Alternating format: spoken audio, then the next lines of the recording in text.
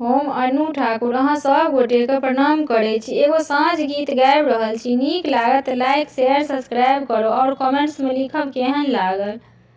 साँझ दिया साँझ दिया घर के लक्ष्मीनिया हे साँझ बीतल जाइए बीती गेल पहिल साँझ हे साँझ बीतल जाइए कथी के दियरा हे संझा माई कथी सूत बाती हे साँझ बीतल जाइए कथी के तेल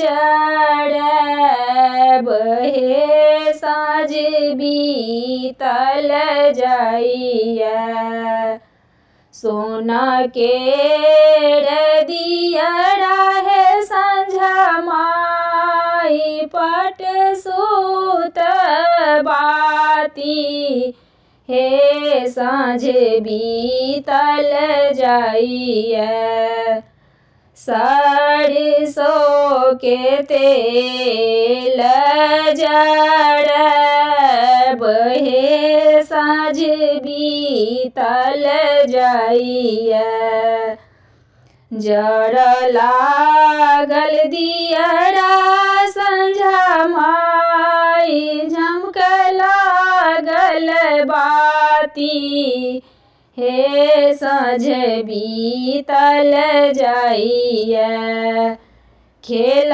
लगली संझा मैया राती हे साँझ बीतल जाइए साँझ दिया साँझ दिया घर के लक्ष्मीनिया हे साँझ बीतल जाइए।